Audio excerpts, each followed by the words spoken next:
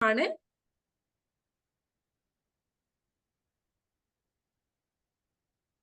self-love is a balance between accepting yourself as you are while knowing you deserve better and then working towards it.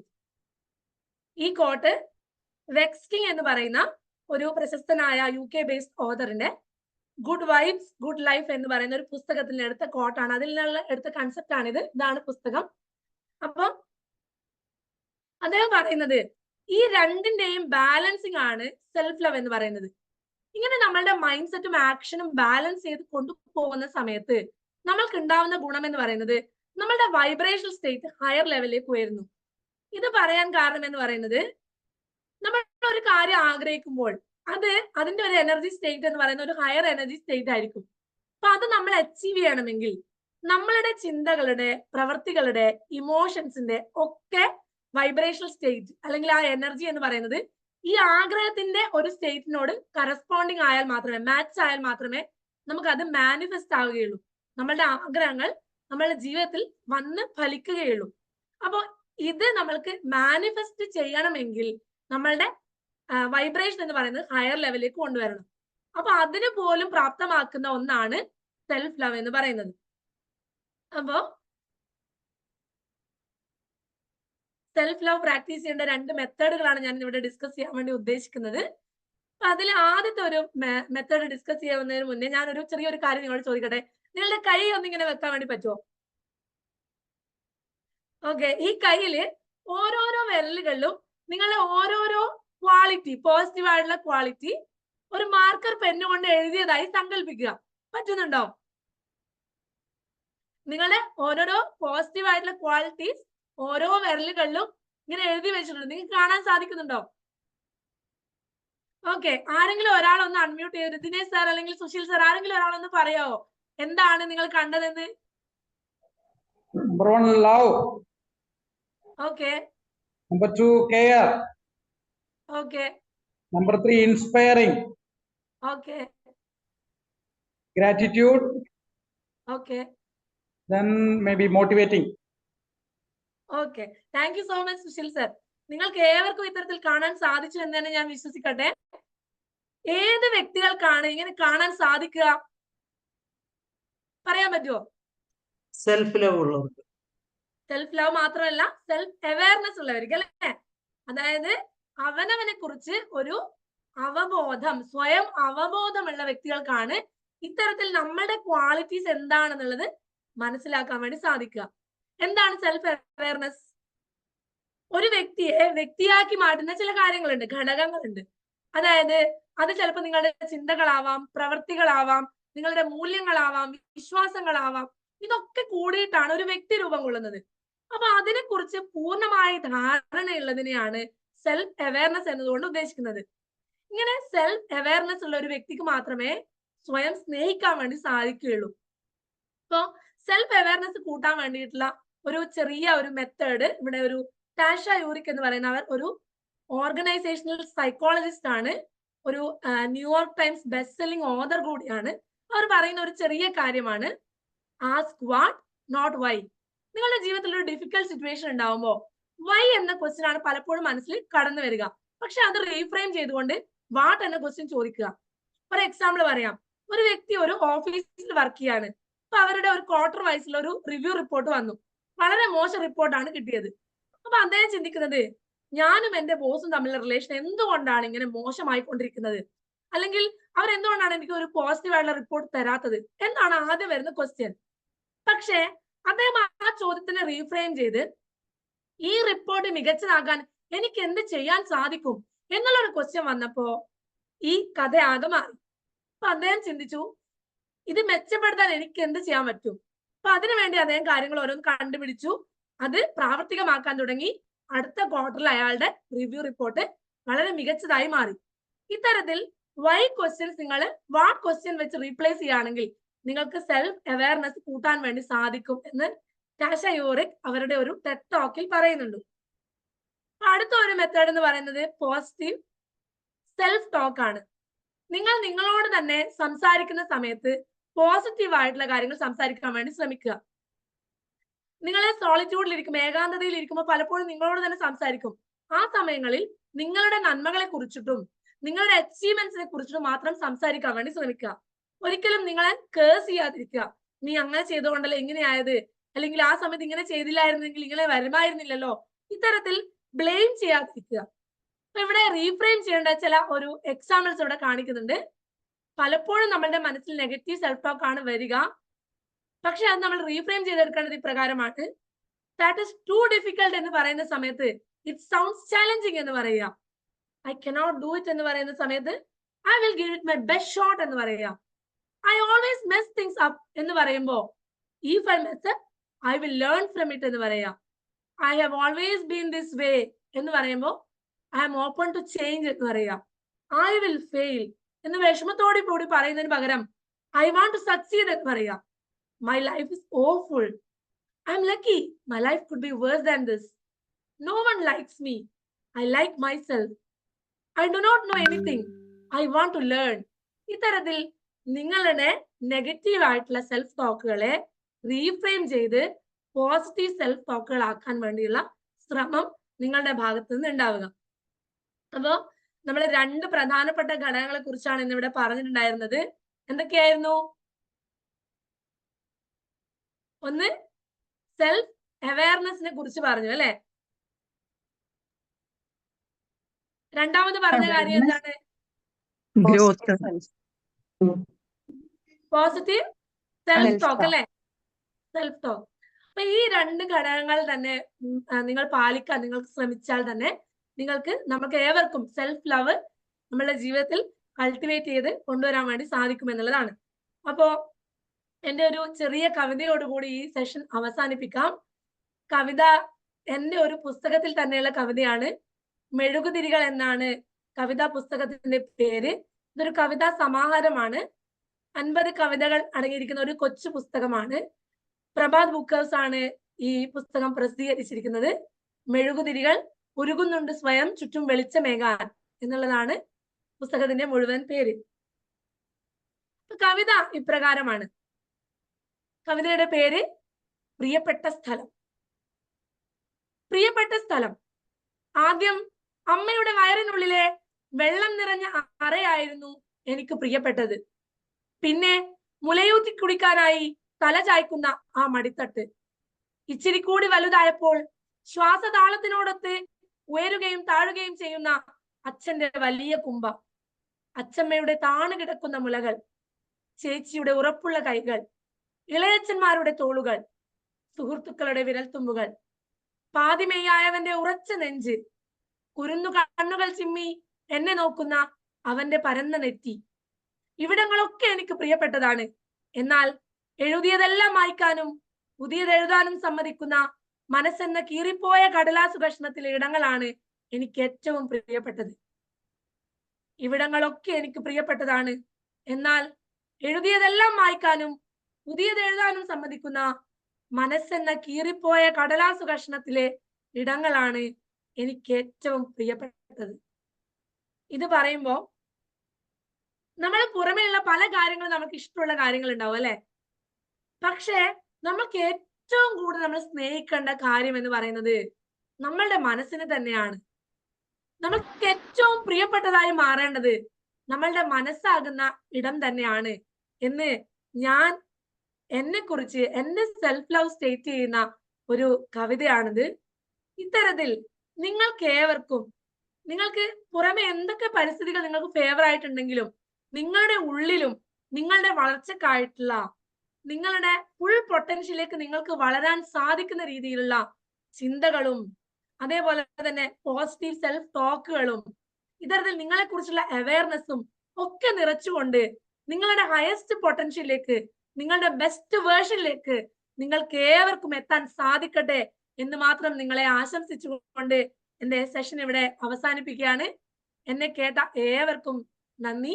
Thank you so much.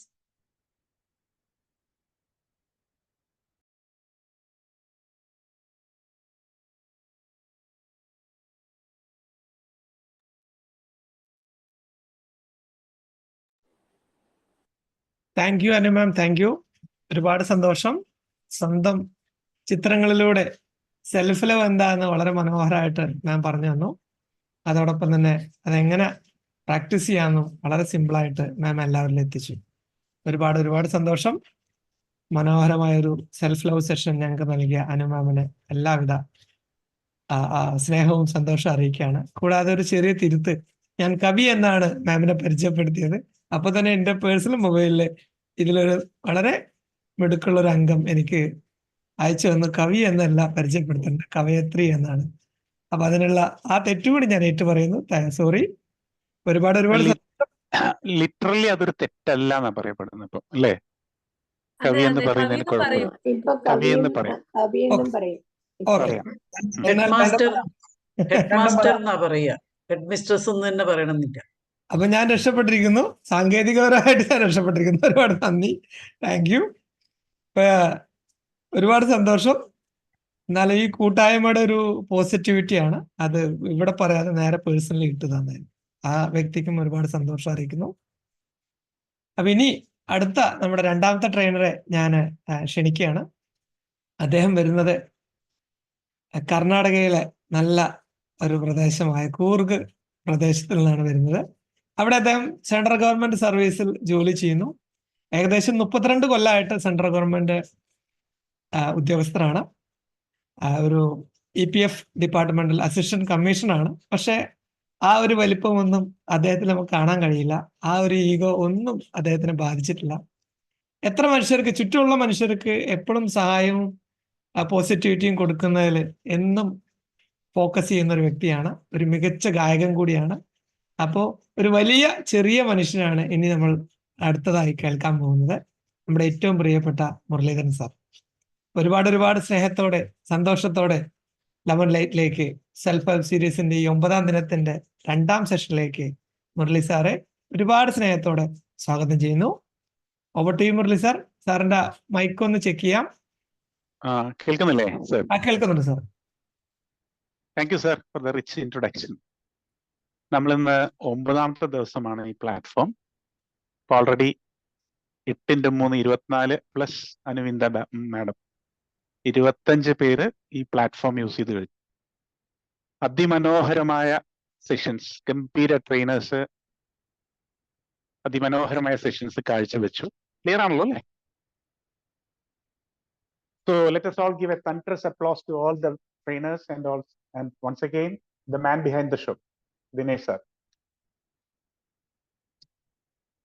നോക്കൂ, ഈ self love, self confidence എങ്ങനെ ഒരു humble ബിഗിനിങ്ങിൽ നിന്നുകൊണ്ട് ഒരു ചെറിയ പട്ടണത്തിൽ നിന്ന് ഒരു വലിയ ലീഡർ ആക്കിയിട്ട് ഒരു വ്യക്തിയെ ട്രാൻസ്ഫോം ചെയ്യാൻ പറ്റും, മെറ്റമോർഫസൈസ് ചെയ്യാൻ പറ്റും എന്നതിന്റെ ഒരു ട്രൂ സ്റ്റോറി പറയാനാണ് ഇവിടെ ശ്രമിക്കുന്നത്. സാറേ സ്ലൈഡ് ഒന്ന് സാറ് ഫസ്റ്റ് വന്നിട്ടോളൂ. സെൽഫ് ലവ് ആണ് അതിന്റെ ഈ ടോപ്പിക്ക്. അതിന് ഞാൻ മെറ്റമോർഫസിസ് എന്ന് പേര് കൊടുത്തിട്ടുണ്ട്. Second one sir. ഞാൻ ഉദ്ദേശിച്ച ആ വ്യക്തിയെ കുറിച്ചുള്ള അദ്ദേഹം പറഞ്ഞിട്ടുള്ള ഒരു കൊട്ടേഷൻ ആണത്. ഞാൻ വായിക്കാം. I have always believed that the process is more important than result. നമ്മുടെ കാലത്തെ ഒരു വലിയ ലീഡർ, നമുക്കെല്ലാം പരിചയമുള്ള ഒരു ലീഡർ പറഞ്ഞിട്ടുള്ള ഒരു വാക്കുകളാണ്. ഇതിനൊരു ഇമ്പോർട്ടൻസ് ഉണ്ട്, ഒരു സന്ദേശമുണ്ട്. അതായത് നമ്മുടെ ലക്ഷ്യം എന്നത്, നമ്മുടെ പ്രോസസ്, നമ്മുടെ മാർഗം ശക്തമായാൽ, കൃത്യമായാൽ, ലക്ഷ്യം എന്നത് വെറും ഒരു ഔപചാരികത മാത്രമാണ് എന്ന്. ആരാണെന്നൊന്ന് ഗസ് ചെയ്യാൻ പറ്റുമോ? ഞാനൊരു അടുത്തൊരു ക്ലൂയിലേക്ക് കയറാം. ഇദ്ദേഹം പറഞ്ഞിട്ടുള്ള വേറൊരു രസകരമായ ഒരു കോട്ട് കൂടി ഉണ്ട്. വൺ ഡേ സാർ, അടുത്ത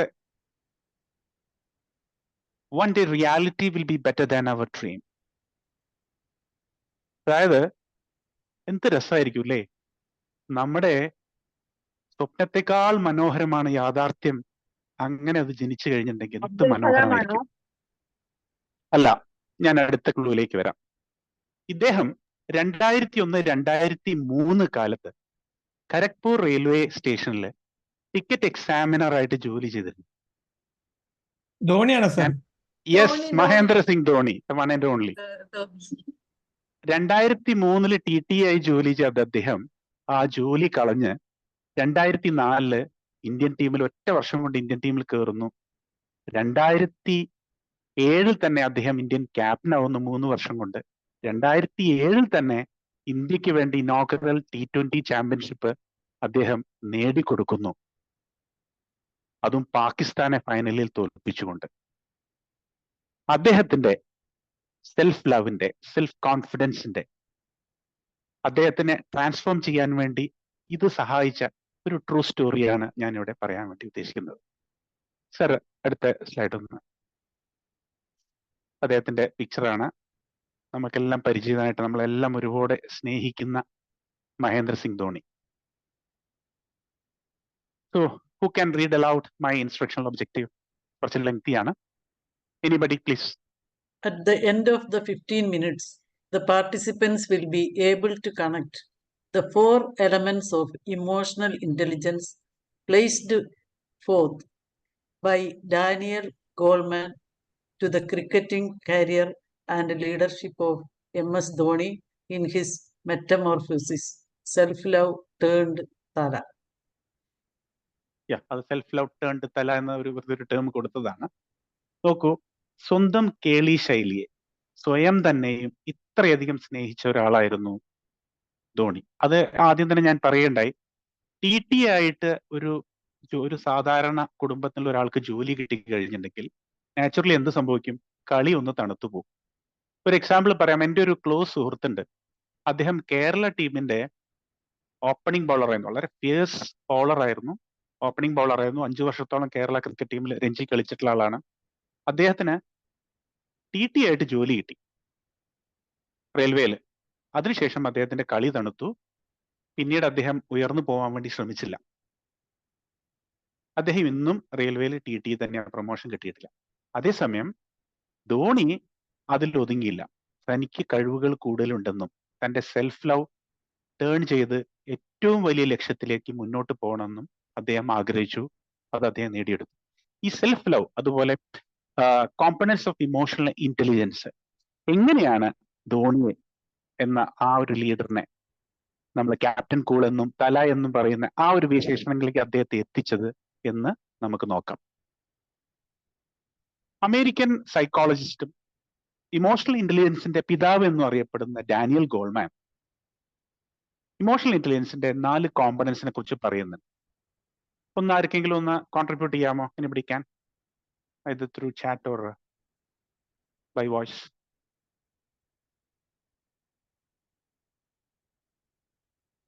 Okay, sir. Sir, slide ഇട്ടോളൂ. Number 1, self awareness. രണ്ടാമത്തത് മാഡം നേരത്തെ പറയുകയുണ്ടായി, self regulation. 3, motivation. 4th is empathy. നമുക്ക് ഇത് എങ്ങനെയാണ് ധോണിയുടെ ലൈഫുമായിട്ട് അല്ലെങ്കിൽ ധോണിയുടെ ക്രിക്കറ്റിംഗ് കരിയറായിട്ട് എങ്ങനെ കണക്ട് ചെയ്യാമെന്ന് നോക്കാം. നോക്കൂ, ധോണി സെൽഫ് അവെയർ ആണോ? എന്താ നിങ്ങളുടെ അഭിപ്രായം? പറയൂ. സെൽഫ് അവെയർ ആയ ഒരു കളിക്കാരനാണോ? അതെ, 100%. അതെ.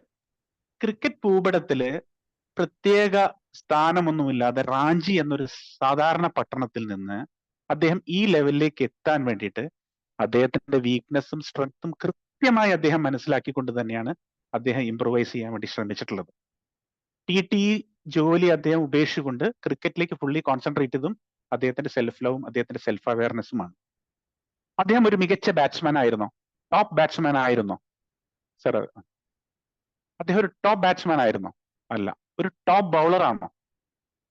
ഒരു വലിയ മാച്ച് വിന്നർ എന്ന് പറയുന്ന ലെവലിലല്ല അദ്ദേഹം കളി തുടങ്ങുന്നത്. അദ്ദേഹം നല്ലൊരു കീപ്പറായിരുന്നു. പക്ഷെ അദ്ദേഹത്തിന്റെ പരിമിതികളും സ്ട്രെങ്സും അറിയായിരുന്നു. അതിന്റെ മുകളിൽ അദ്ദേഹം ശരിക്ക് വർക്ക് ചെയ്യേണ്ടായി. സർ, അടുത്ത സ്ലൈഡിലേക്ക് നോക്കാം. തൊട്ട് മുന്നത്തെ sir. Okay, let it be sir. അതിലൊരു സ്ലൈഡ് പോയിട്ടുണ്ടെന്ന് തോന്നുന്നു. ഇദ്ദേഹത്തിന്റെ ഒരു പ്രശസ്തമായ ഒരു ഷോട്ട് ഉണ്ട്. ആരുടെ? ധോണിയുടെ ഞാൻ പറയും. അത് അദ്ദേഹത്തിന്റെ മാത്രം എന്നാണ് നമ്മൾ പറയുന്നത്. ഈ ഷോട്ടിന്റെ പേരെന്താണെന്ന് പറയാമോ? ഹെലികോപ്റ്റർ. ഇദ്ദേഹത്തിന്റെ ഒരു ഹെലികോപ്റ്റർ ഷോട്ട്. ഇത് നമ്മൾ അധികം കളിക്കാരിൽ കണ്ടിട്ടില്ലാത്തതാണ്. ഇത് മാസ്റ്റർ ചെയ്യാൻ വേണ്ടിയിട്ട് അദ്ദേഹം ഒരുപാട് എഫേർട്ട് എടുത്തിട്ടുണ്ട്. ഇത് മാസ്റ്റർ ചെയ്യുന്നതിന്റെ കൂടെ തന്നെ ഇദ്ദേഹം അതിന് മാതൃകയാക്കിയത് പഴയൊരു ഇന്ത്യൻ ലെജൻഡിനെയാണ്. അദ്ദേഹത്തിന്റെ ഇമേജ് ആണ് നേരത്തെ കണ്ടത്. അത് ആരാന്ന് നിങ്ങൾക്ക് അറിയാലോ അല്ലേ? യെസ്, ആരാണത്? Kapil Dev. കപിൽ ദേവ് ആണ്. അദ്ദേഹത്തിന്റെ റോളില് രൺവീർ സിംഗ് അഭിനയിച്ചാണ് അടുത്ത പോർഷനിൽ കിടക്കുന്നത്. ഈ ഷോട്ടിന്റെ പേര് പറയാമോ? ഈ ഷോട്ടിൽ തന്നെ ഒരു ക്ലൂ ഉണ്ട്, ആ ചിത്രത്തിൽ തന്നെ ഒരു ക്ലൂ ഉണ്ട്. അതിന്റെ പേരാണ് നടരാജ ഷോട്ട് എന്നാണ് അതിന് പറയാം. നടരാജൻ ഡാൻസ് കളിക്കുന്ന സ്റ്റൈലിലാണ് അതുള്ളത്. ഇത് കപിൽ ദേവിൽ മാത്രം കണ്ടിട്ടുള്ള ഷോട്ടാണ്. അദ്ദേഹത്തെ ഇമിറ്റേറ്റ് ചെയ്തുകൊണ്ടാണ് അദ്ദേഹം നമ്മുടെ ധോണി അദ്ദേഹത്തിന്റെ ഹെലികോപ്റ്റർ ഷോട്ട് മാസ്റ്റർ ചെയ്തിട്ടുള്ളത്. അപ്പോ ഈ ഇദ്ദേഹത്തിന്റെ വീക്ക്നെസ്സും സ്ട്രെങ്ത് എല്ലാം കൃത്യമായൊരു ബോധ്യത്തിലൂടെയാണ് അദ്ദേഹത്തിന്റെ ഓരോ സ്റ്റെപ്പും അദ്ദേഹം ടേം ചെയ്തിട്ടുള്ളത്. നമുക്കൊന്ന് അടുത്ത സ്ലൈഡിലേക്ക് നോക്കാം. ഈ വ്യക്തിയെ ഒന്ന് അറിയുന്നവരാരെങ്കിലും ഉണ്ടോ? പക്ഷെ ഇവരുടെ ഹസ്ബൻഡിനെ എല്ലാവരും അറിയും. ദിനേശ് സാറിന്റെ ഭാര്യ പോലും, ദീപൻ.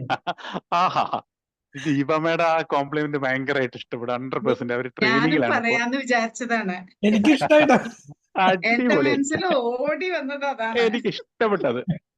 അത് ദിനേശ് സാറിനും ഇഷ്ടപ്പെട്ടു, ദീപ മാഡത്തിനും ഇഷ്ടപ്പെട്ടു. ഇഷ്ടപ്പെട്ടു. ഇവര് ഇംഗ്ലണ്ടിലെ ഒരു മികച്ച നടിയാണ്. ഈ ജെയിൻ ഓസ്റ്റിന്റെ പ്രൈഡ് ആൻഡ് പ്രെജുഡിസ് എന്ന നോവല് സിനിമയാക്കിയ സമയത്ത് അതിലെ ടൈറ്റിൽ റോൾ അഭിനയിച്ചത് ഇവരായിരുന്നു. തെറ്റുകളിൽ നിന്ന് പഠിക്കാനും വെല്ലുവിളികളെ നേരിടാനും ലോങ് ടേം ഗോൾസിന് ഇമ്പോർട്ടൻസ് കൊടുത്തുകൊണ്ട് സെൽഫ് അവയർനെസ്, അതായത് സ്വയം അവബോധം, ഇതിന് കൂടുതൽ ഇമ്പോർട്ടൻസ് കൊടുത്തുകൊണ്ട് ബിസിനസ്സിൽ വിജയിച്ച ഒരു നമ്മുടെ കാലത്തെ ഒരു വലിയ പേര്. അദ്ദേഹത്തിന്റെ 3 ഭാര്യമാരിൽ ഒരാളാണ് ഇദ്ദേഹം. ആരാണെന്ന് പറയാൻ പറ്റുമോ? ഞാൻ ഒരു ക്ലൂടി തരാം. ഇദ്ദേഹം ഒരുപാട് തെറ്റുകളും ബിസിനസ്സിൽ ചെയ്തിട്ടുണ്ട്, ഒരുപാട് വിജയവും അദ്ദേഹത്തിന് ഉണ്ടായിട്ടുണ്ട്. ചെറുപ്പക്കാരനാണ്. ഓക്കെ, ഇത് ഇലോൺ മസ്കിന്റെ ഭാര്യ തന്നെയാണ്. ഇലോൺ മസ്കിന്റെ ഭാര്യയാണ്. ഇത് ഈ പുട്ടിനിടയിൽ തേങ്ങയിടും പോലെ ഒരു ചോദ്യം ചോദിച്ചോട്ടെ, അതായിട്ട് വിഷയമായിട്ട് സബ്ജക്റ്റീവ് അല്ല. ഈ ഇലോൺ മസ്കിന്റെ എത്ര കുട്ടികളുണ്ടെന്ന് അറിയോ അദ്ദേഹത്തിന്? ഇലോൺ മസ്കിന് 10 കുട്ടികളുണ്ട്. അദ്ദേഹം തന്നെ തമാശയായിട്ട് ഒരിക്കൽ പറഞ്ഞിട്ടുണ്ട്, I have contributed myself for under population crisis of the world എന്ന് അദ്ദേഹം തന്നെ തമാശയായിട്ട് പറഞ്ഞു. അപ്പോ ബിസിനസ്സില് നമ്മുടെ ധോണിയുമായിട്ട് സെൽഫ് അവയർനെസ്സിൽ റിലേറ്റ് ചെയ്യാൻ പറ്റാവുന്ന ഒരു വ്യക്തിയാണ് ഇലോൺ മസ്ക്. നമുക്ക് അടുത്ത പോയിന്റിലേക്ക് ഒന്ന് കണക്ട് ചെയ്ത് നോക്കാം. Self regulation. എപ്പോൾ നമുക്ക് പൂച്ചയായിരിക്കണം, എപ്പോൾ പുലിയായിരിക്കണം എന്ന് തീരുമാനിക്കാനാണ് സെൽഫ് റെഗുലേഷൻ എന്ന ക്വാളിറ്റി. അത് നിങ്ങൾ എന്നോട് എഗ്രി ചെയ്യുമോ? അത് സെൽഫ് റെഗുലേഷൻ എന്നത് നമ്മൾ എപ്പോ പുലിയാവണം, എപ്പോ പൂച്ചയാവണം എന്ന് തീരുമാനിക്കാനുള്ള നമ്മുടെ ഒരു ഫാക്കൽറ്റിയാണ്. Do you agree with me? Yes, അത് വേണമല്ലോ. Okay, see when the situation warrants, നമ്മൾ എങ്ങനെ when we wanted to sprang up to the occasion, ആ ഒരു കഴിവിനെയാണ് നമ്മൾ സെൽഫ് റെഗുലേഷൻ എന്ന് പറയുന്നത്. തീർച്ചയായിട്ടും ശരി തന്നെയല്ലേ? ഓക്കെ, ഈ സെൽഫ് റെഗുലേഷൻ, സ്വയം നിയന്ത്രിക്കാൻ കഴിവുള്ള ഒരു ലീഡറും തന്നെ ഒരിക്കലും വെർബലി തന്റെ ടെമ്പർമെന്റ് ഒരിക്കലും പുറത്ത് കളയില്ല, അല്ലെങ്കിൽ അവരെ കൺട്രോൾ ഒരിക്കലും പോവുകയില്ല.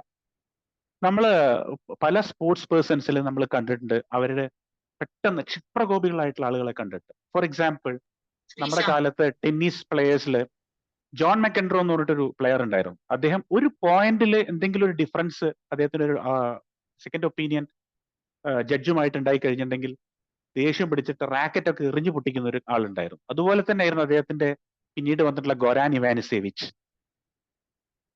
ജർമ്മനി 2006 വേൾഡ് കപ്പില് നമ്മള് സിഡാൻ എന്ന മഹാനായ പ്ലെയറെ പറ്റി കേട്ടിട്ടുണ്ട്. അന്ന് എന്തായിരുന്നു സംഭവിച്ചെന്ന് ആർക്കും പറയാമോ?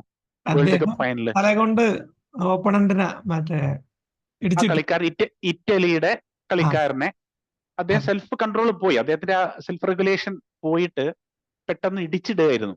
അതായത് ഇറ്റലിയുടെ മാർക്കോ മെട്രാസി എന്ന പ്ലെയറെ ഇടിച്ച് താഴെ ഇടുകയായിരുന്നു. അപ്പോ സിഡാൻ എന്ന മഹാനായ പ്ലെയറിന്റെ അദ്ദേഹത്തിന്റെ കരിയറിന്റെ എൻഡ് ഒരു റെഡ് കാർഡ് കണ്ട് പുറത്തു പോവുകയായിരുന്നു.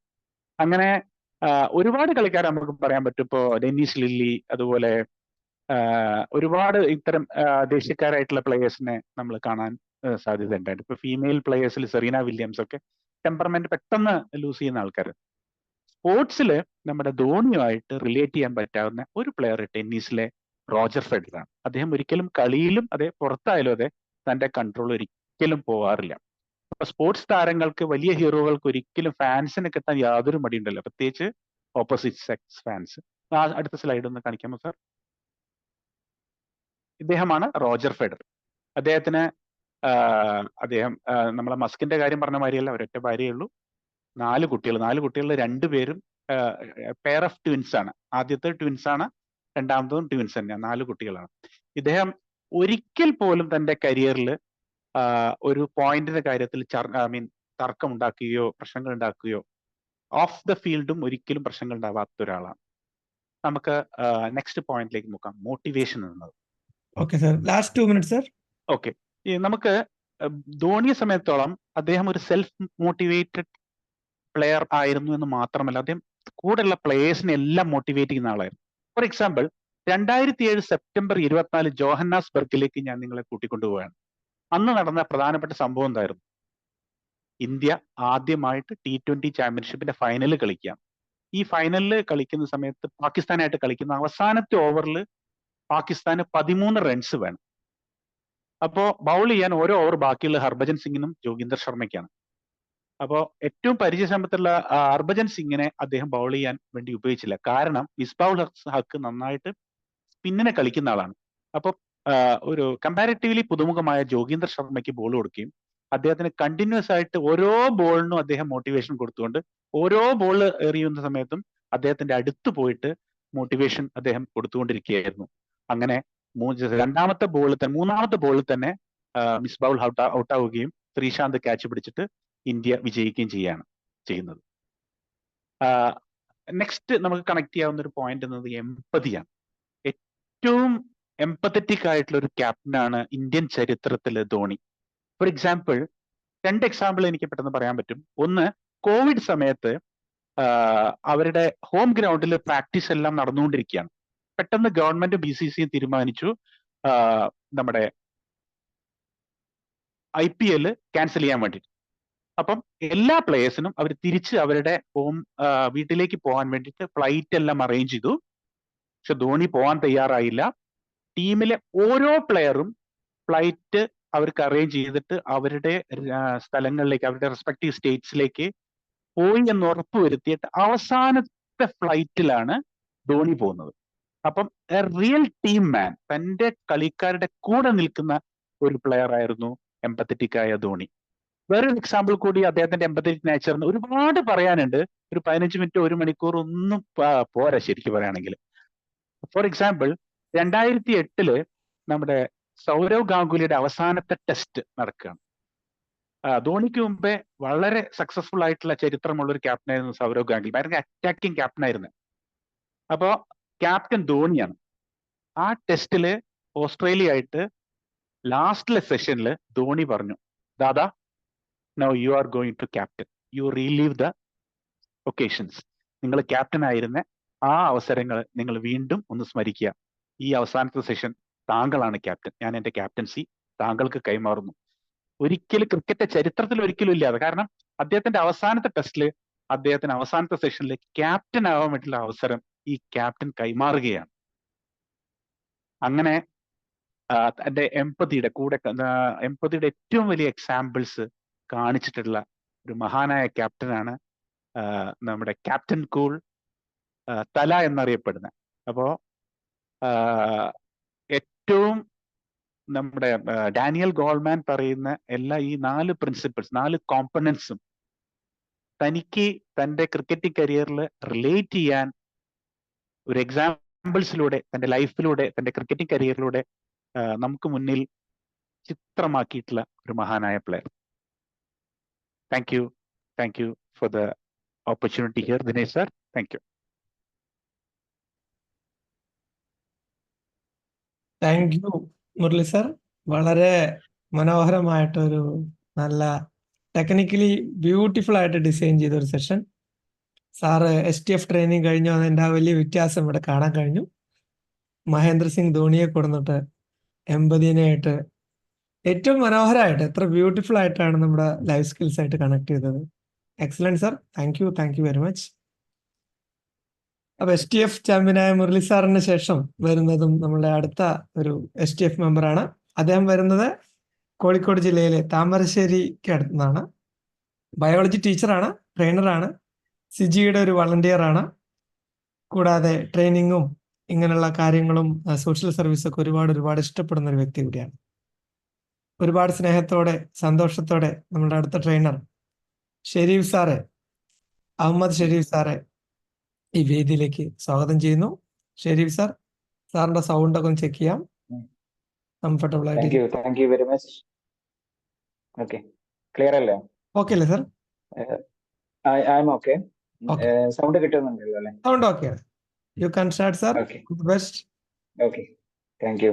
ഈ ഒരു പ്ലാറ്റ്ഫോമിലേക്ക് ഇന്ന് ഒരു സെഷന് വേണ്ടി അനുമതി തന്നതിന് ദിനേശ് സാറിനും അതുപോലെ ഇതില് പങ്കെടുക്കുന്നവർക്കൊക്കെ ആദ്യമേ നന്ദിയും കടപ്പാടും അറിയിക്കുകയാണ്. ഒരു വളരെ ഹാപ്പിയായി ജീവിക്കുന്ന ഒരു വീട്, ദമ്പതികളും അതുപോലെ ഒരു കുഞ്ഞു മകൻ, 5 വയസ്സുള്ള ഒരു മകൻ, അവരങ്ങനെ ജീവിച്ചു പോകുന്ന, വളരെ ഹാപ്പിയായി ജീവിച്ചു പോകുന്ന ആ വീട്ടിൽ അച്ഛൻ പറയുന്നു, നമുക്കൊരു പുതിയ കാറ് വാങ്ങും. മൂവരും ചേർന്ന് വളരെ അടുത്ത ദിവസം തന്നെ ഏറ്റവും പുതിയൊരു കാറ്, എല്ലാവർക്കും ഇഷ്ടപ്പെടുന്ന ഒരു കാറ് സ്വന്തമാക്കുന്നു. ആ കാറ് അവര് നേരെ വീട്ടിൽ കൊണ്ടുവെക്കുന്നു. ഏകദേശം ഒരാഴ്ച മാത്രം പിന്നിട്ട ആ കാറിന് അടുത്തേക്ക് പിതാവില്ലാത്ത സമയത്ത് 5 വയസ്സുള്ള മകൻ പോകുന്നു. മകൻ കയ്യിൽ കിട്ടിയ എന്തോ ഒരു കമ്പി കഷ്ണം ഉപയോഗിച്ച് തന്റെ സുന്ദരമായ പേര് അനുമോൻ എന്ന് ആ കാറിൽ ഇങ്ങനെ വരച്ചു വെക്കുന്നു. കാറിന്റെ ഒരു ഡോറിൽ വൃത്തിയായി തനിക്കറിയാവുന്ന ഭാഷയിൽ, ഇംഗ്ലീഷ് ലെറ്ററിന്റെ ഏറ്റവും ഭംഗിയുള്ള ഭാഷയിൽ വളരെ വലുതായി അനുമോൻ എന്ന് വരച്ചു വെക്കുന്നു. ബീച്ചിലൊക്കെ കുഞ്ഞുങ്ങൾ വരയ്ക്കാറുണ്ടല്ലോ, ആ കുഞ്ഞുമോൻ അവിടെ വരച്ചു. അല്പസമയം കഴിഞ്ഞ് വീട്ടിൽ നിന്ന് ഒരു വഴിക്ക് ഇറങ്ങിയ പിതാവ് പെട്ടെന്ന് തന്നെ ഈ രംഗം കാണുന്നു. അവിടെ ഈ മകന്റെ പേര് കണ്ട മാത്രയിൽ തന്നെ കാറിൽ ഡോറിൽ വരച്ചു വെച്ച ആ ഒരു സിറ്റുവേഷനെ കണ്ട അദ്ദേഹം പെട്ടെന്ന് തന്നെ കയ്യിൽ എന്താണ് ചുറ്റുപാട് നോക്കി പെട്ടെന്ന് തന്നെ കയ്യിൽ ഒരു കമ്പി കഷ്ണം കിട്ടുന്നു. അതെടുത്ത് തന്റെ ദേഷ്യം മൂലം പൊതിരെ തള്ളുന്നു കുഞ്ഞിനെ. ആ ഒരു രംഗം നമ്മളൊന്ന് ഇമാജിൻ ചെയ്ത് നോക്കിയാൽ നമുക്ക് മനസ്സിലാവും. ആ കുഞ്ഞിന് തന്റെ ദേഷ്യം തീരും വരെ അദ്ദേഹം തച്ചു. ആ കൈകളിൽ നിന്ന് ചോര പൊടിയുമ്പോഴാണ് അദ്ദേഹം മനസ്സിലാക്കിയത്, പഠിച്ചോനെ, ഇത് ഒരല്പം കൂടിപ്പോയല്ലോ. അദ്ദേഹം പെട്ടെന്ന് തന്നെ തന്റെ മകനെ ആ കാറിൽ തന്നെ എടുത്തിട്ട് തൊട്ടടുത്തുള്ള ഹോസ്പിറ്റലിലേക്ക് എത്തിക്കുന്നു. ഹോസ്പിറ്റലിൽ ഡോക്ടറെ കാണിച്ചു. ഡോക്ടർ പറഞ്ഞു, ഓപ്പറേഷൻ തിയേറ്ററിലേക്ക് മാറ്റാം, കൈ ഓപ്പറേഷൻ ചെയ്യേണ്ടതുണ്ട്, എല്ലുകൾ പൊട്ടിയിട്ടുണ്ട്. ഏതായാലും ആ കുഞ്ഞിളം കൈകൾ യോജിപ്പിക്കുന്ന ആ പ്രക്രിയയിലേക്ക് ഡോക്ടർ കടക്കുന്ന സമയത്ത് ഏതായാലും ഞാൻ വെയിറ്റിങ്ങിലാണല്ലോ എന്ന് കരുതി ആ പിതാവ് നേരെ കാറിന്റെ ഷോറൂമിലേക്ക് പോകുന്നു. കാറിന്റെ ആ ഒരു ഭാഗത്ത് പെയിന്റ് ഒക്കെ മാറ്റി അടിച്ച് വൃത്തിയായി പോളിഷ് ചെയ്ത് കൊണ്ടുവെക്കുന്നു. വീണ്ടും ഹോസ്പിറ്റലിലേക്ക് തിരികെ എത്തിയ ഡോക്ടറെ കണ്ട് മകന്റെ കാര്യങ്ങളൊക്കെ അന്വേഷിച്ചു. മകന്റെ ഓപ്പറേഷനൊക്കെ കഴിഞ്ഞു. അവന്റെ കയ്യിൽ പ്ലാസ്റ്റർ ഇട്ടിട്ടുണ്ട്. അവനെ ഡോക്ടറെയും കണ്ട് തിരികെ ഇറങ്ങുമ്പോൾ ഡോക്ടർ പിന്നിൽ നിന്ന് വിളിച്ചിട്ട് പറഞ്ഞു, മകന്റെ ആ കൈയുടെ ചലനം ഇനി സാധ്യമല്ല, ആ ചലനശേഷി നഷ്ടപ്പെട്ടിട്ടുണ്ട്. തിരികെ അവര് രണ്ടുപേരും കാറിൽ സഞ്ചരിക്കുമ്പോൾ മകൻ ചോദിച്ചു, ആ കുഞ്ഞു മകൻ 5 വയസ്സേ ആയിട്ടുള്ളൂ, ആ മകൻ ചോദിച്ചു, അച്ഛൻ കാറ് വൃത്തിയാക്കിയില്ലേ?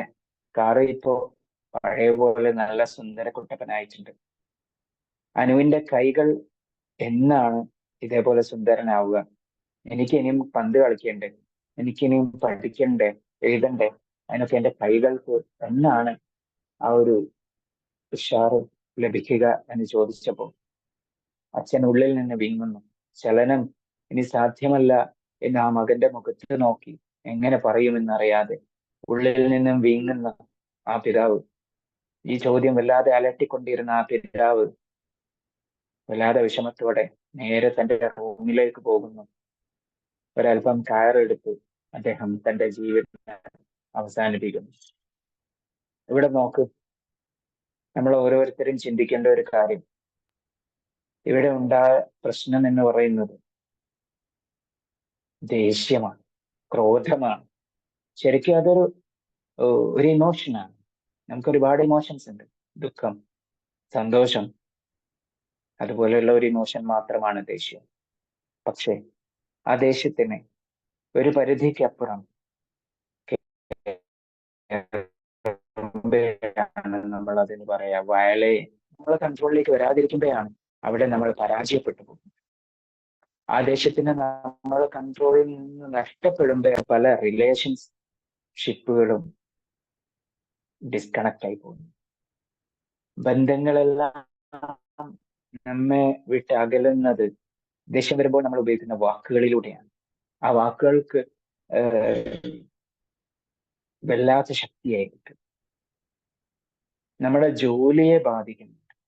നമ്മളെ ജോലി ഒരുപക്ഷെ നമ്മുടെ കൂടെ വർക്ക് ചെയ്യുന്ന ആളുകൾക്ക് നമ്മളോടുള്ള, നമ്മളെ ജോലി സ്ഥലത്ത് നമ്മോട് കാണിക്കുന്ന ആ ഒരു ബഹുമാനം അത്ര നാളും നമ്മുടെ പെരുമാറ്റത്തിലോ നമ്മുടെ രീതിയിലോ അനിഷ്ടകരമായ ഒന്നും സംഭവിക്കാതെ പെട്ടെന്ന് ഒരു ദിവസം എന്തെങ്കിലും ഇത്തരത്തിലൊരു നീക്കം ഉണ്ടാവുമ്പോൾ അതോടെ തീരുന്നു എല്ലാ കാര്യങ്ങളും.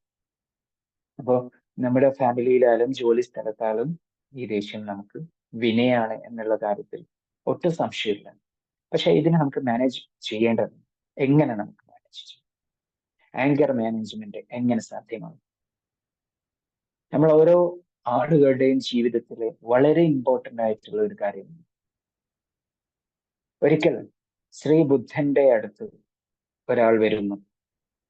ബുദ്ധനോട് ചോദിച്ചു, താങ്കൾ ആരാണ്? താങ്കളെ ഒരു വേഷമിട്ട് ഇവിടെ ഇങ്ങനെ ഇരുന്നുകൊണ്ട് എന്താ കാര്യം? താങ്കൾ വലിയ സംഭവം എന്നാണോ വിചാരം? താങ്കൾ ഒന്നുമല്ല. അങ്ങനെയൊക്കെ പറഞ്ഞു വല്ലാതെ ദേഷ്യം പിടിക്കുന്ന രീതിയിൽ അദ്ദേഹം ആക്രോശിച്ചുകൊണ്ട് കുറെ സംസാരിക്കുന്നു. ഇതെല്ലാം കേട്ടുകൊണ്ട് വളരെ ശാന്തനാണ്, വളരെ തന്റെ സ്വതസിദ്ധമായ ആ പുഞ്ചിരിയോടെ അദ്ദേഹം ഈ വന്ന വ്യക്തിയിലേക്ക് നോക്കി നിൽക്കും. എന്നിട്ട് അദ്ദേഹത്തിന് പുഞ്ചിരി മാത്രമാണ് സമ്മാനിച്ചത്. അദ്ദേഹം തിരികെ ചോദിക്കുന്നു, ഇത്രയേറെ ഞാൻ പറഞ്ഞിട്ടും നിങ്ങൾ എന്താ ഒന്നും റെസ്പോണ്ട് ചെയ്യാത്തത്? നിങ്ങൾ എന്താ പ്രതികരിക്കാത്തത്? ഞാൻ പറഞ്ഞതൊക്കെ സത്യമാണ്, അതുകൊണ്ടല്ല എന്നൊക്കെ ചോദിച്ചപ്പോൾ അദ്ദേഹം ചോദിച്ചു, വന്ന ആളോട്, നിങ്ങൾ ആർക്കെങ്കിലും നിങ്ങളുടെ സുഹൃത്തിന് എന്തെങ്കിലും ഒരു കാര്യത്തിൽ നിങ്ങൾ ഗിഫ്റ്റ് നൽകാൻ വേണ്ടി പോകുന്നു എന്ന് സങ്കല്പിക്കുക. നിങ്ങൾ ഗിഫ്റ്റുമായിട്ട് നിങ്ങൾ പോകുന്നു, സുഹൃത്തിനെ കാണുന്നു, ഗിഫ്റ്റ് നൽകുന്നു. പക്ഷേ സന്തോഷത്തോടെ ആ സുഹൃത്ത് ഗിഫ്റ്റ് നിരസിച്ചു, അദ്ദേഹം അത് സ്വീകരിച്ചില്ല. അപ്പോൾ ആ ഗിഫ്റ്റിന്റെ ഉടമസ്ഥനാണ്. ശ്രീ ബുദ്ധന്റെ ഈ ചോദ്യം കേട്ടിട്ട് വന്ന ആള് ഒന്ന് ആലോചിച്ച് പറഞ്ഞു, അദ്ദേഹം സ്വീകരിക്കാത്തടത്തോളം കാലം അതെന്റേത് തന്നെയാണ്. പക്ഷേ അദ്ദേഹം സ്വീകരിച്ചാൽ മാത്രമേ അദ്ദേഹത്തിന്റെ ആവുന്നുള്ളൂ. അദ്ദേഹത്തിന് സ്വീകരിക്കാനും സ്വീകരിക്കാതിരിക്കാനുള്ള റൈറ്റ് ഉണ്ട്, അവകാശമുണ്ട്. അദ്ദേഹം അത് നിരസിച്ചു, അപ്പൊ അതെന്റേതാണ്. നോക്കൂ, ദേഷ്യവുമായിട്ട് വന്ന വ്യക്തി നിങ്ങളാണ്. ക്രോധമായി വന്ന നിങ്ങൾ എന്നോട് ക്രോധം കാണിച്ചു, എന്നോട് ദേഷ്യപ്പെട്ടത് കൊണ്ട് ആ ദേഷ്യം എന്റേതല്ല, അത് നിങ്ങളുടേത് മാത്രമാണ്. അതിന്റെ ഉടമസ്ഥൻ നിങ്ങൾ മാത്രമാണ്. എങ്കിൽ പിന്നെ ഞാൻ എന്തിന് തിരിച്ച് റിയാക്ട് ചെയ്യണം, തിരിച്ചു ദേഷ്യപ്പെടണം? ഈ ഒരു ചോദ്യം കേട്ട് അദ്ദേഹം വല്ലാതെ മാനസാന്തരപ്പെട്ടു എന്ന് പറയും. പ്രവാചകൻ മുഹമ്മദ് സല്ലല്ലാഹു അലൈഹി വസല്ലം പറഞ്ഞു, എതിരാളിയെ മലർത്തിയടിക്കുന്നവനല്ല ശരിക്കും ധീരൻ. കോപം വരുമ്പോൾ തന്റെ കോപത്തെ പിടിച്ചു നിർത്തി ആത്മസംയമനം പുൽകുന്നവൻ ആരാണോ അവനാണ് ശരിക്കും ധീരൻ എന്ന്. ദേഷ്യം നമ്മുടെ സ്വന്തമാണ്, പക്ഷേ അവ നമുക്ക് എനർജി, നമ്മുടെ ഊർജം പല രീതിയിൽ നഷ്ടപ്പെടുത്തും. നമ്മുടെ കോശങ്ങൾ, ബ്രെയിനിലെ കോശങ്ങൾ, ശരീരത്തിന്റെ പല ഭാഗത്തുള്ള കോശങ്ങൾ, ഇതെല്ലാം നശിപ്പിക്കും. നമ്മുടെ BP വല്ലാതെ കൂടുന്നു, തിളച്ചു പൊന്തുന്നു. നമ്മൾ ഒരു ദേഷ്യം ഒരാളോട് പ്രകടിപ്പിക്കാൻ പോകുന്ന സമയമാകുമ്പോഴേക്കും നമ്മുടെ ഉള്ളിലെ ഒരു ബ്ലഡിന് വല്ലാതെ ചൂട് പിടിക്കുന്നു. ഇത് ശരീരത്തിൽ പല രീതിയിലുള്ള കെമിക്കൽ ഡിഫറൻസസ് ഉണ്ടാകും. ശരീരത്തിന്റെ അകത്തുള്ള ഹോർമോണൽ വേരിയേഷന് കാരണമാകും. ശരീരത്തിന് പല രീതിയിലുള്ള പ്രശ്നങ്ങൾ, രോഗങ്ങൾ സമ്മാനിക്കുന്നു. ആ സമയത്ത് ദേഷ്യം പിടിക്കുന്ന സമയത്ത് നമുക്ക് തന്നെ ശ്രദ്ധിച്ചു നോക്കിയാൽ മതി. നമ്മുടെ ബ്രീത്തിങ് കൂടും, നമ്മുടെ ഹാർട്ട് ബീറ്റ് കൂടും. ഇത് ഹാർട്ട് ഡിസീസസിലേക്കൊക്കെ ലീഡ് ചെയ്യുന്നുണ്ട് ദേഷ്യം പലതരത്തിൽ. ഇവിടെ നമുക്ക് ചെയ്യാനുള്ള ടിപ്സുകൾ, 3 ടിപ്സുകളെ ഞാൻ ഇവിടെ ജസ്റ്റ് ഒന്ന് സൂചിപ്പിക്കാം. ഒന്ന്, ശ്രീബുദ്ധൻ അവിടെ ഉണർത്തിയ പോലെ തന്നെ, അല്ലെങ്കിൽ അവിടെ സ്വീകരിച്ച ഒരു മാർഗമുണ്ട്, ഡിലേഡ് റെസ്പോൺസ് ഡിലേ ചെയ്യിക്കാം. നമ്മൾ ഒരു കാർ ഓവർടേക്ക് ചെയ്യുന്ന സമയത്ത് ആ കാറിലെ നമ്മൾ തൊട്ട് മുമ്പിൽ മറ്റൊരു കാർ വന്ന് പെട്ടെന്ന് ബ്രേക്ക് ഇടുന്നു, അല്ലെങ്കിൽ പെട്ടെന്ന് വേറെ അനിഷ്ടകരമായ രീതിയിൽ അതിനെ നമ്മളെ ഓവർടേക്ക് ചെയ്ത് അവർ പോകുന്ന സമയത്ത് നമുക്ക് വല്ലാതെ പ്രഷറുകൾ തലയിലേക്ക് ഇരച്ച് കയറാറുണ്ട്. ശരിക്കും ആ സമയത്താണ് നമ്മുടെ ദേഷ്യം എത്രത്തോളം ഉണ്ട്, നമ്മൾ എത്രത്തോളം ശാന്തനാണ്. അവിടെ നടക്കുന്നത് ഈ കാർ ഓവർടേക്ക് ചെയ്യുന്ന സമയം എന്ന് പറയുന്നത് വളരെ സെക്കൻഡുകൾ കൊണ്ടുള്ള ഒരു തീരുമാനങ്ങളും പ്രവർത്തനങ്ങളുമാണ് അവിടെ നടക്കുന്നത്. അവിടെ ഈ ഡിലേ ചെയ്യിക്കുക, കുറച്ച് വൈകിപ്പിക്കുക, കുറച്ചൊന്ന് ചിന്തിക്കുക, ഒന്ന് ഇമാജിൻ ചെയ്യുക. ഞാൻ എന്തിനു ഓവർടേക്ക് ചെയ്യണം, അവൻ പോയിക്കൊള്ളട്ടെ, അവന് അത്രയേറെ തിരക്കുണ്ടെങ്കിൽ എനിക്കും തിരക്കുണ്ട്, ഓക്കെ സമ്മതിച്ചു, പക്ഷെ അതിനേക്കാൾ തിരക്കുള്ള ആളായിരിക്കാം, അദ്ദേഹത്തെ വെറുതെ വിട്ടേക്കാം. അവിടെ നോർമലായി, സിറ്റുവേഷൻ ഓക്കെ ആയി. സോ നമ്മുടെ ലെഫ്റ്റ് ബ്രെയിനും റൈറ്റ് ബ്രെയിനും തമ്മിലുള്ള മെസ്സേജിന്റെ ട്രാൻസ്ഫോർമേഷൻ, അവിടെ നിന്ന് ഇവിടേക്ക് ഇമ്പൾസുകൾ ട്രാൻസ്ഫർ ചെയ്യാം, അഥവാ ആവേഗങ്ങൾ എന്ന് പറയും. നമ്മുടെ ഉദ്ദീപനങ്ങൾക്കനുസരിച്ച് പ്രതികരണങ്ങളിലേക്ക് ആവശ്യമായ രീതിയിൽ പ്രതികരണം ഉണ്ടാക്കുന്ന നാഡികളിലൂടെ സംവഹിക്കപ്പെടുന്ന ഒരു ചെറിയ ഇലക്ട്രോണിക് വേവ്സ് ആണ് ആവേഗങ്ങൾ, അഥവാ ഇമ്പൾസ് എന്ന് പറയുന്നത്. അപ്പൊ ഇതിന്റെ പ്രവാഹം ലെഫ്റ്റ് ബ്രെയിനിൽ നിന്ന് റൈറ്റ് ബ്രെയിനിലേക്ക്, ഈ ലെഫ്റ്റ് ബ്രെയിൻ അനാലിറ്റിക്കൽ തിങ്കിങ്ങും കാര്യങ്ങളൊക്കെ ആയിട്ട് ബന്ധപ്പെട്ടുള്ള പ്രവർത്തനങ്ങൾ ഏർപ്പെടുന്നതാണ്. റൈറ്റ് ബ്രെയിൻ എന്ന് പറഞ്ഞാൽ ഇമാജിനേഷനും ക്രിയേറ്റിവിറ്റിയും ആർട്ട് പോലെയുള്ള എല്ലാ കാര്യങ്ങൾക്കും പരമാവധി റൈറ്റ് ബ്രെയിൻ ആണ്. അപ്പൊ നമ്മളൊരു പ്രക്രിയയുടെ ഇമാജിനേഷനിലൂടെ അടുത്തത് എന്ത് എന്ന് കണ്ടെത്താനുള്ള ആ ഒരു സമയം അത് ഡിലേ റെസ്പോൺസിലൂടെ സാധ്യമാക്കും. അപ്പൊ ലെഫ്റ്റിൽ നിന്ന് റൈറ്റിലേക്ക് പോകുന്ന ആ ഒരു മെസ്സേജിന്റെ ഡിലേ നമുക്ക് ഇതിനെ ഹെൽപ്പ് ചെയ്യുന്നതാണ്. ക്രോധം, ദേഷ്യം പിടിച്ചു നിർത്താൻ നമുക്ക് സഹായിക്കും. അതുപോലെ നമുക്ക് രണ്ടാമത്തെ ടിപ്പാണ്, അമിതമായ പ്രതീക്ഷകളാണ് പലപ്പോഴും നമുക്ക് പ്രശ്നങ്ങൾ ഉണ്ടാക്കുന്നത്.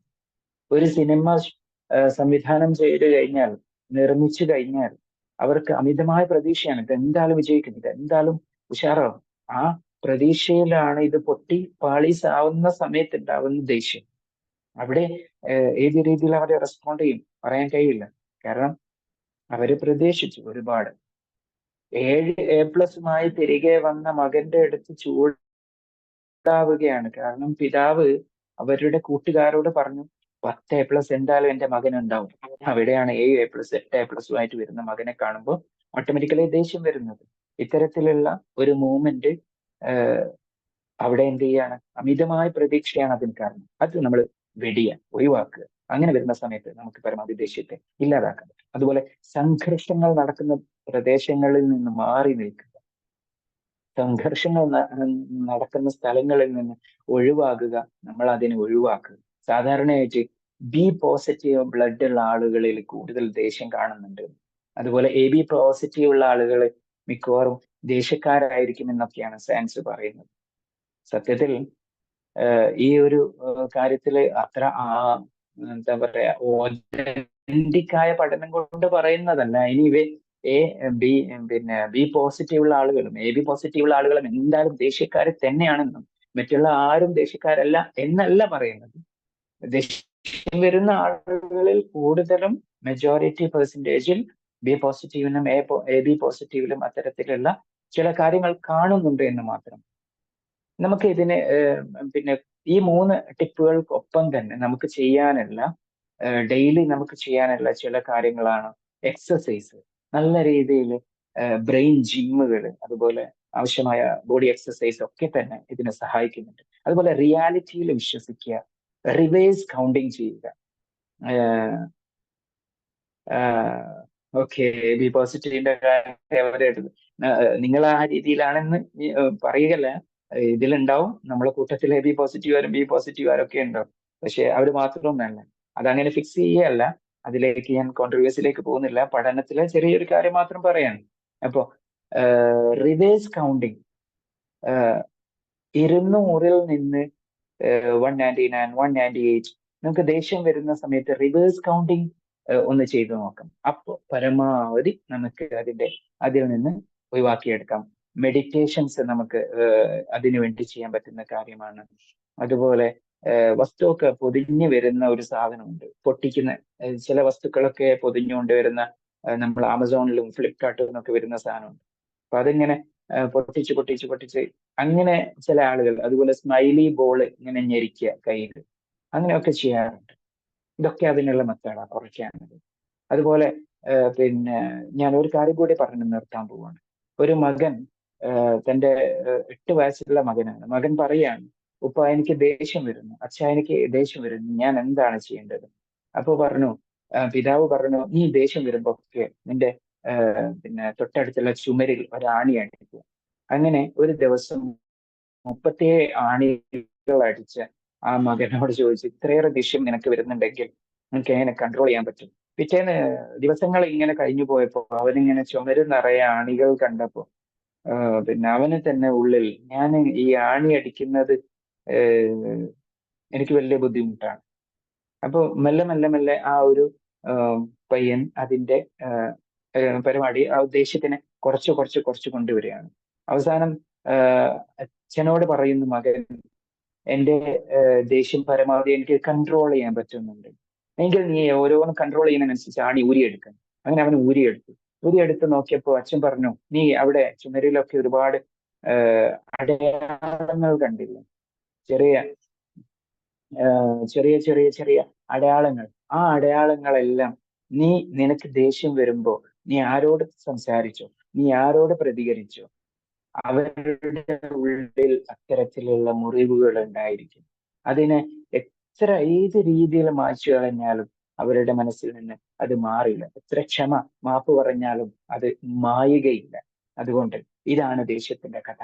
അതാണ് ദേഷ്യം ഒഴിവാക്കേണ്ടതിന്റെ ആവശ്യം. ഈ ഒരു കാര്യം നിങ്ങളുടെ മുമ്പിൽ ഉണർത്തിക്കൊണ്ട് നമുക്ക് ഓരോരുത്തർക്കും ആങ്കർ മാനേജ് ചെയ്യാൻ കഴിയട്ടെ എന്ന് ആശംസിച്ചുകൊണ്ട് ഈ ഒരു അവസരം തന്നതിന് നന്ദി പറഞ്ഞുകൊണ്ട് ഒരിക്കൽ കൂടി thank you very much. Good night. Thank you Sharif sir, thank you. മനോഹരമായ കഥകളിലൂടെ വളരെ മികച്ച രീതിയിൽ ആങ്കർ മാനേജ്മെന്റിനെ മറ്റുള്ളവർക്ക് മുന്നിൽ കൊടുക്കാൻ താങ്കൾക്ക് കഴിഞ്ഞു. ഒരുപാട് സന്തോഷം. Thank you very much. ഇന്ന് ട്രെയിനിങ് എടുക്കേണ്ട ഒരു വ്യക്തി ആയിരുന്നില്ല ശരിക്കും ഷെരീഫ് സാറ്. പക്ഷെ ഒരു പ്രത്യേക ഘട്ടത്തിൽ ഇന്ന് എടുക്കേണ്ട ആൾക്ക് വരാൻ കഴിയാത്ത സമയത്ത് അത് വളണ്ടിയർ ആയിട്ട് ഏറ്റെടുത്ത് വന്നുകൊണ്ട് ഇത്രയും മനോഹരമായിട്ടൊരു സെഷൻ കൊടുക്കാൻ കഴിഞ്ഞാല് ഈ കൂട്ടായ്മയുടെ പേരിൽ സ്പെഷ്യൽ താങ്ക്സ് ഞാൻ അറിയിക്കുകയാണ്. ഒരുപാട് നന്ദി. Thank you very much sir. അപ്പൊ ഇന്നത്തെ 9ാമത്തെ ദിവസം വളരെ മനോഹരമായിട്ട് ഇവിടെ പൂർണ്ണമാകുന്നു. ഇന്ന് നമുക്ക് മുന്നിൽ സെഷൻ എടുക്കാൻ വന്ന അനുവിന്ദ മാം, മുരളീധരൻ സാർ, പിന്നെ ഫൈനലായിട്ട് നമുക്ക് എടുത്ത ഷെരീഫ് സാർ, ഈ 3 പേർക്കും ഈ സ്നേഹ കൂട്ടായ്മയുടെ പേരിൽ നന്ദിയും സ്നേഹവും അറിയിക്കുന്നു. അതോടൊപ്പം തന്നെ ഇവരെ സപ്പോർട്ട് ചെയ്യാനായിട്ട് ഇവിടെ എത്തിയിട്ടുള്ള എല്ലാവർക്കും സ്നേഹവും നന്ദിയും അറിയിക്കുകയാണ്.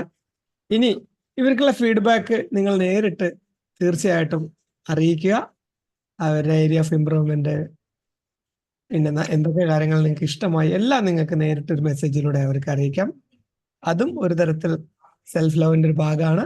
അവരെ ഇമ്പ്രൂവ് ചെയ്യാനും അവർക്കൊരു സപ്പോർട്ടായിട്ട് തീർച്ചയായിട്ടും മാറും. അപ്പോൾ ഒഫീഷ്യലി ഈ സെഷൻ ഇവിടെ എൻഡ് ചെയ്യുന്നു. ഇനി കുറച്ചു നേരം നമുക്ക് എല്ലാവർക്കും ഒരുമിച്ച് സംസാരിക്കാം, ഡിസ്കഷൻസ് ഒക്കെ ആവാം. Thank you all.